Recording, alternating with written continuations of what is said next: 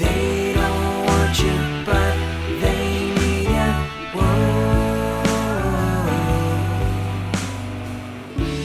Hello, I'm Lucas Kitchen, and today we're going to talk about music. For quite a while, I have been working on an album, and I released it last year, and I have yet to share any of those songs with you or to talk about the story behind the songs. And so what I thought I would do over 10 episodes is talk about the songs that I've published. I wrote all the songs, and they're all meaningful to me, different levels of meaningfulness in each song, but they all have had an interesting journey, and I think it would be worth talking about. So what I want to do is I want to start by reading the lyrics. Then I want to talk to you about the story behind the song, how it came about. And then at the end of the episode, I'm going to play the song for you, and hopefully it will be maximally meaningful to you by then, because I will have talked about it for a while. So here are the lyrics. This is called The Deep. I saw a fish and fell right in. Overboard, now I'm drowning. You hopped the rail and rescued me, and now I see. Another splash. He's drowning too. You dive back in to rescue. But your help he didn't want, and now he's gone. They don't want you, but they need you. They don't want you, but they need you. In violent surf, the fears will rise, so they hide their frightened eyes. The tide sprays all around, and darkness drowns. You're the one who walks along on the waves that are so strong, and you're the one who calls to me, come and see. They don't want you, but they need you. They don't want you, but they need you.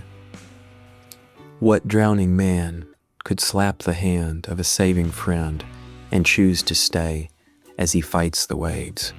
What sinking man could pretend that he can stand against the waves as he drifts away? They don't want you, but they need you. They don't want you, but they need you. So this song took a long path, actually. A number of years ago in the ministry, I have a writing and media producing ministry. And in that ministry, we had a particular branch for a while, and I guess it still exists in kind of a archive form, but we called it Questions from Atheists. And to this day, some of the media that we made in that branch of the ministry has been seen by more than anything else we've done. Now, we have a few things that are inching up on it, but as far as like sheer number of views, we had millions of views on some of our Questions from Atheist stuff. And I did not intend to be an apologist, I didn't intend to, I like teaching the Bible. I like going through Scripture. It's just, there's something about it that caught me from a young age, and basically been doing it most of my life. So I didn't envision myself being an apologist, but I have always found it kind of interesting. I just don't think apologetics is like all that effective if it's argumentative based. I think it can be effective if it's like Jesus first. A Jesus first focus, where it's not we're not gonna argue about philosophy. We're gonna talk about Jesus. I think talking about Jesus is always valuable. So anyway, we had this branch of the ministry called Questions from Atheists, and it found quite a bit of success. And on a few of the videos that went viral, we had one that went massively viral, millions of views, and then we had a string of them that did tens of thousands of views. I don't know how many, maybe 15 videos or something like that. So over maybe a year or so, we had just an incredible reach with this ministry. But I always monitored the comment section, because I felt like you can get a sense of what people are thinking by what they comment, And so I was just, I don't know what it is. I was saddened by the types of things that I saw in the comment section, not from believers, but from unbelievers. Just like the hardness of heart and the bitterness and the anger that some were experiencing is just so, I don't know, so sad. And in that time, I would wake up pretty much every day for quite a while with someone cussing me out on a comment. And I'm okay with that. That was not a big deal to me. I would kind of laugh it off because they weren't the center of my they weren't the center of my world. They were just people that disagreed, and I understood that, and they're frustrated and they're venting, and sometimes we need to let people vent. But I got this feeling around that time that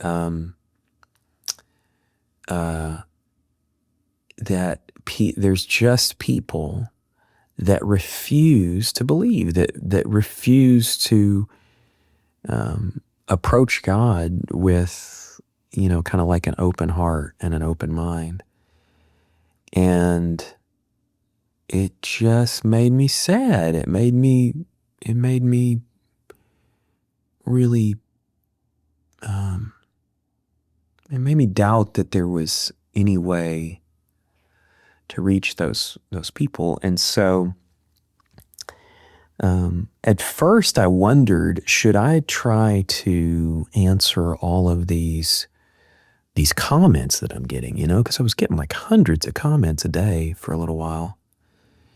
And I reached out to a friend who's a Bible teacher, is really, really intelligent guy. And he pointed me to Proverbs chapter 9 and said, Proverbs chapter 9 gives you kind of a permission to not answer a scoffer.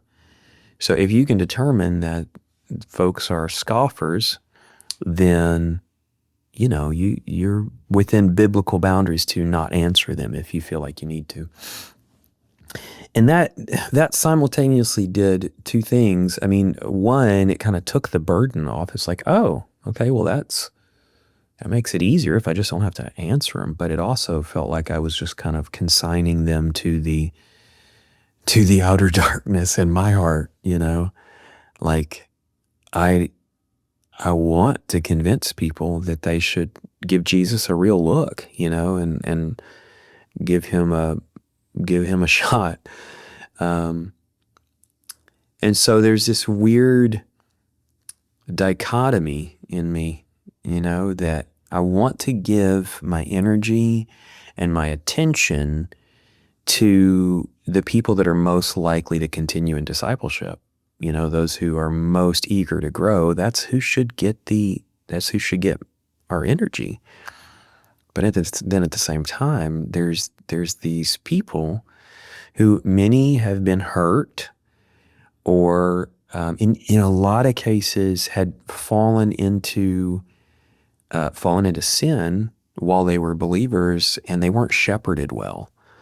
I actually am convinced that is the case. In a lot of cases, that's what happens, is someone who's a believer falls into sin, and then they've kind of shunned, or they're kind of just put on the outside, and then as kind of like a reciprocal rejection, the person begins to move towards secularization and then atheism.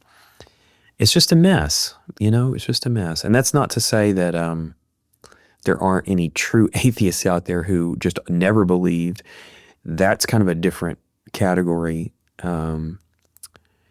But I just think many of the atheists actually are stray-gone believers, believers who have kind of gone astray. And I don't know, it's heavy. It's a heavy thing. And so this song came out of all that. I didn't write it at that time. It came later. And what's interesting about the song is the original version was really on the nose. It wasn't this kind of like ocean themed metaphor. It was just kind of on the nose. But I think when the song started to change was with this part. What drowning man could slap the hand of a saving friend and choose to stay as he fights the waves? And I started to think, oh, that's a good analogy. Like for someone who's drowning, how ridiculous would it be to say, like, no, I got it, but they're in this violent surf, And so I think from there I kind of started to build outward. And in the original version, that was the hook. That was the chorus. That was like the repeated part. But for whatever reason, later that started to feel more like the bridge, because what I had as I had this bridge that was, they don't want you, but they need you. They don't want you, but they need you. And honestly, I had just kind of tagged it on to have a bridge kind of as a placeholder. But then I realized that's actually that's the catchier part. They don't want you, but they need you. It just repeats. It's easy to sing. And so at some point when I was putting this song together, I'd recorded all of it. Actually recorded this song 2 or 3 times in different versions. I had hired a singer at some point to sing it, because I thought maybe I would produce it with with different vocals. Because my vocals have always been, a little lacking. Oh, okay, but not perfect, obviously.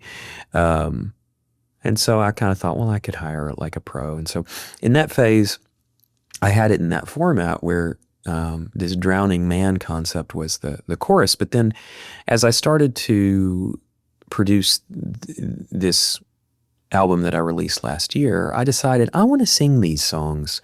I'm not the best singer in the world, but I wrote them and they're meaningful to me. And I noticed that when I would hire other singers, suddenly I wasn't as passionate about it, So as I was working on it, I'd play it on the piano pretty often in the house. And I asked my wife, Krista, at some point, hey, do you think this other part should be the hook? She's musical. She's savvy. Asked her, do you think this other part should be the hook? Should that be the chorus? And she said, oh yeah, definitely. I was like, oh, okay, like really clear to her. And so then I just swapped them around. And I think it works better because the music, the arrangement on the bridge now it's a little bit more complex, not like super complex, but it's not as simple, and a lot of times a catchy hook, you want something simple. And so then I had a version that was, again, it was still pretty on the nose for the verses. And it was metaphorical, but it was kind of on the nose. And then I thought, I want this to feel more like a story. And I think pretty much any time you take something that feels a little boring and you say, how do I turn this into a story? I think it's always going to be an improvement. And so the line hit me, I saw a fish and fell right in. And that became the first line of the song. And I thought that works. That feels better because it feels like it's setting up the listener for the story that's to come, And so, so I saw a fish and fell right in. Overboard, now I'm drowning. Well, now you have the visual. The visual is that, like, okay, this is a person that's on a boat and he's in the water. And then you, the person that the singer is talking to, you hopped the rail and rescued me. And so I liked this idea that this song is like it's a conversation between a believer and the Savior, but it's overheard by others, and so so then the second stanza of the first verse, another splash, he's drowning too. You dive back in to rescue, but your help he didn't want, and now he's gone. That's the feeling I had with working with, or trying to reach out to atheists, was like, man, you guys are drowning and you're mad at me for trying to imply that you might need a life preserver, that you might need some help. And so it was, it's very evocative to me. I don't know if it is to others because not everybody has lived through that type of situation, where you're like contending for the soul of people and they're mad at you, they're cussing you out and calling you evil and calling you names and mocking, lots of mocking. But then the second verse, I really like where how it turned out, because it's not on the nose exactly, but it's pretty straight. It's pretty straight laced. In violent surf, the fears will rise, so they hide their frightened eyes. That's what I feel like, I saw in the, in these, I don't know, in these interactions with those who had refused to believe, was like, when things are tough, instead of turning to the Lord like a believer does, it's kind of like you get bitter, you get blind, you close your eyes, and the darkness drowns. But then, speaking to the Lord, you're the one who walks along. So here's the contrast, so it's like darkness is drowning some, but you're the one who walks along on the waves that are so strong, and you're the one that calls to me, come and see. And I had this image of like Peter stepping out on the waves, like Jesus calls us to do things as we come toward the light, so to speak. And so it's like this contrast of people are sinking beneath the dark waves, but then there's others who are walking on the water with the Lord, So great song or not, I like the sentiment in it. It feels meaningful to me.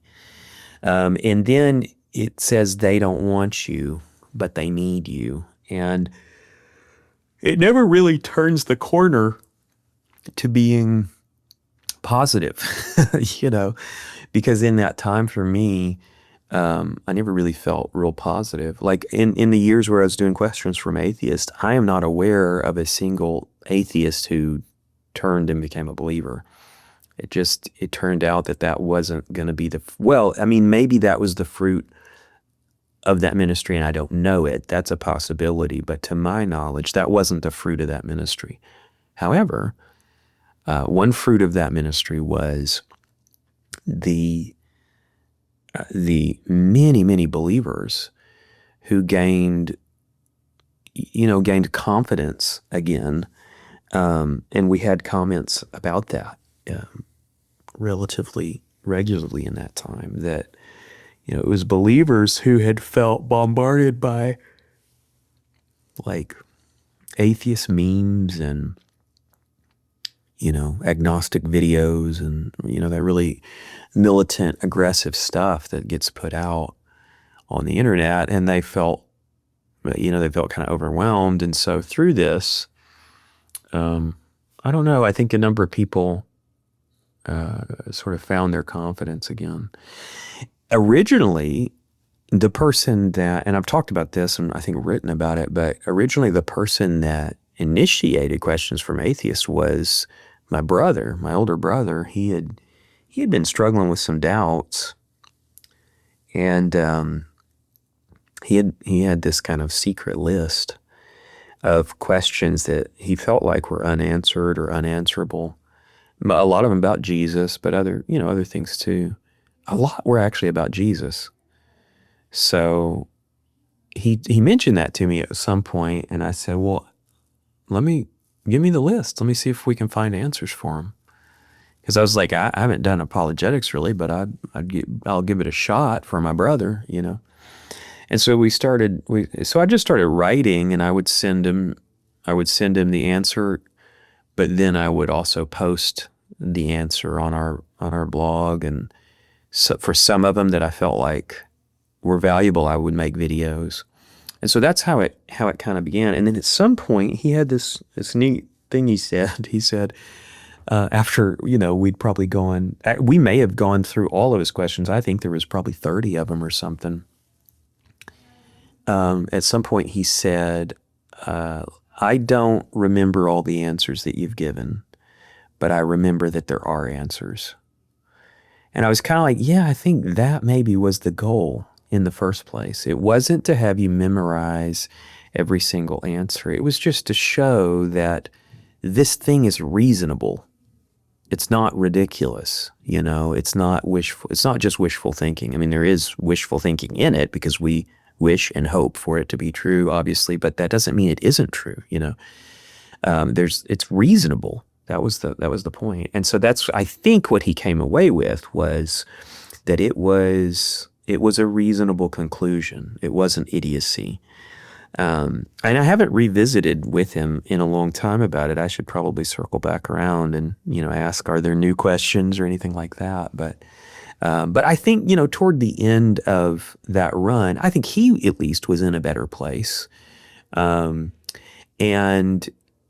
because of that, I felt like I could move on. And I really think that's mostly why I moved on, was because the thing that we set out to do, and I say we because he was involved in it too. He would sometimes have follow-up questions or have responses, but like the thing that we set out to do, I feel like we did. And so then I moved on. Some people who are like really great at building like an online platform probably would have said, no, you got to keep doing this now forever and just keep pounding it. But I was like, no, I think I did what I could and kind of left this library of stuff. It still is out there and still gets views and people look at it. So that's the cool thing about this kind of deal, is that if you're making media continues to exist. So that's the song, and that's where it came from all of that. I think maybe now let's listen to it. Let's just see what we think.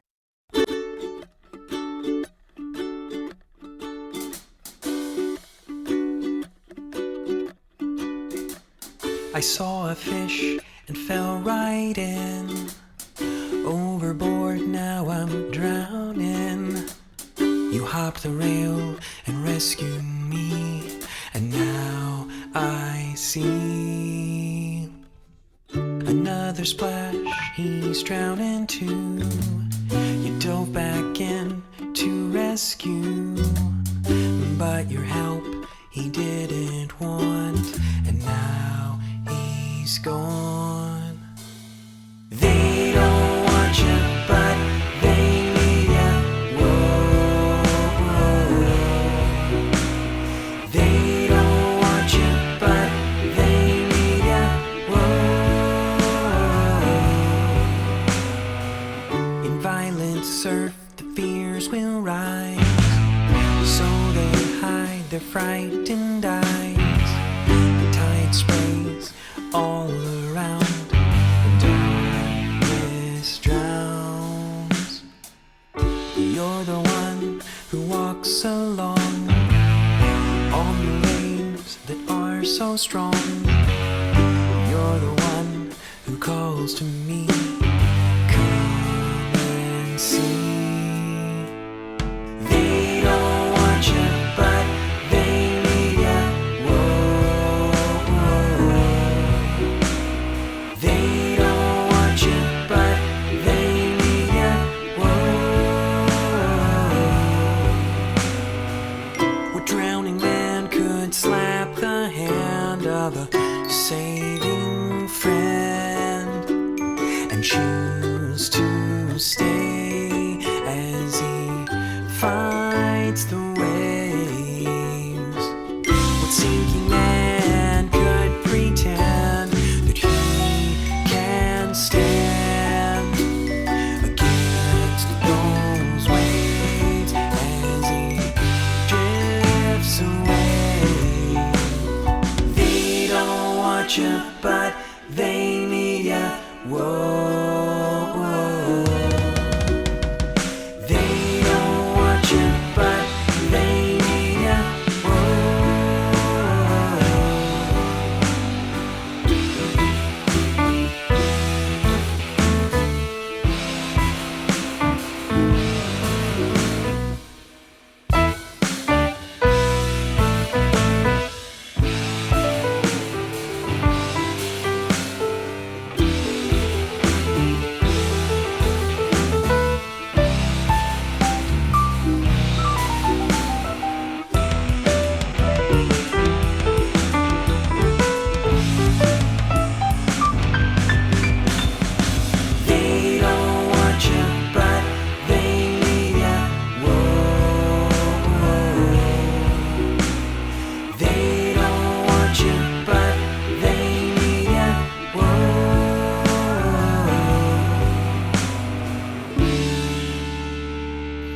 yeah, it still grooves. I like it. I like how it turned out. As you can tell, I wasn't born to be a singer. I was born to do other things probably, but I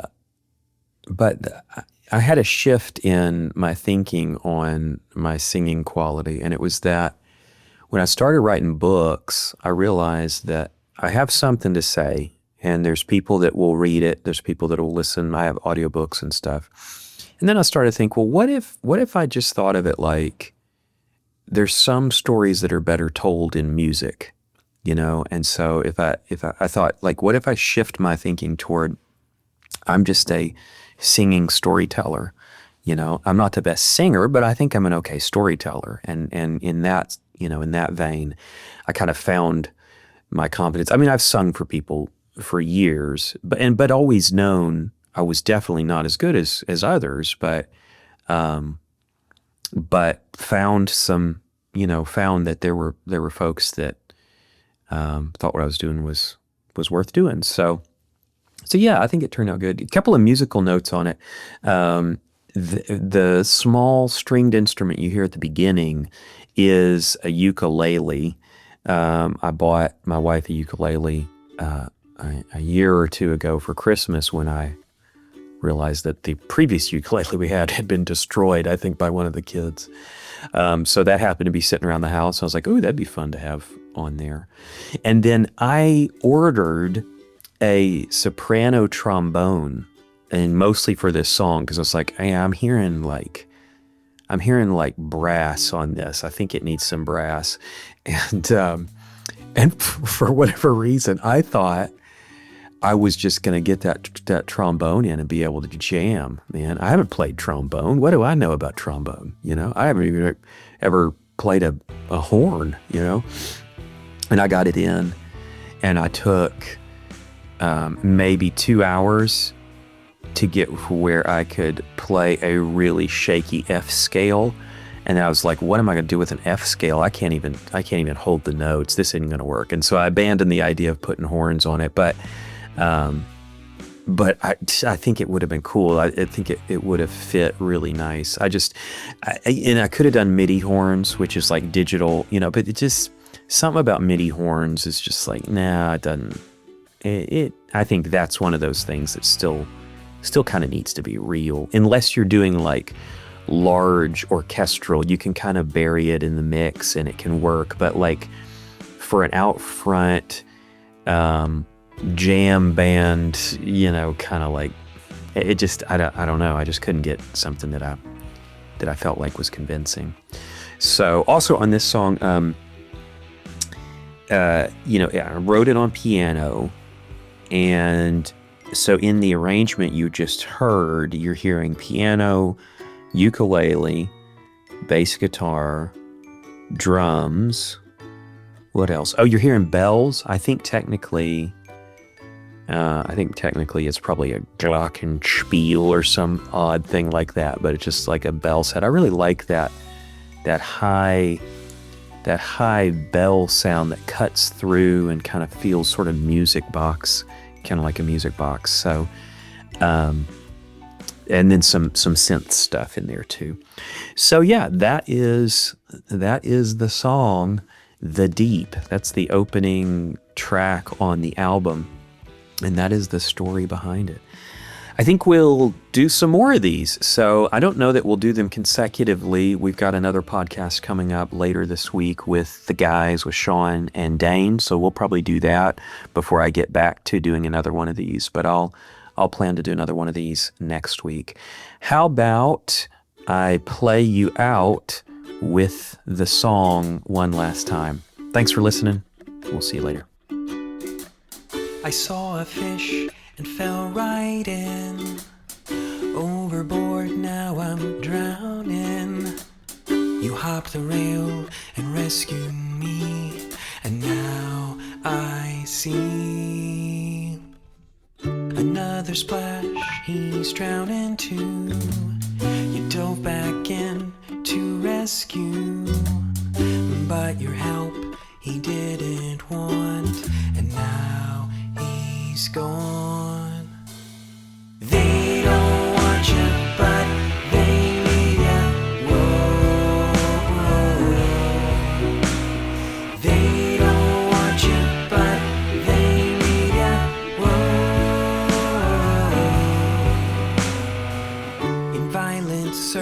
the fears will rise. So they hide their frightened eyes. The tide sprays all around, and darkness drowns. You're the one who walks along on the waves that are so strong. You're the one who calls to me, come and see. They don't want you, but they need you. Whoa, whoa. They don't want you, but they need you. Whoa. What drowning man could slap the hand of a saving friend and choose to stay as he fights the waves? What sinking man could pretend that he can stand against those waves as he drifts away? They don't want you, but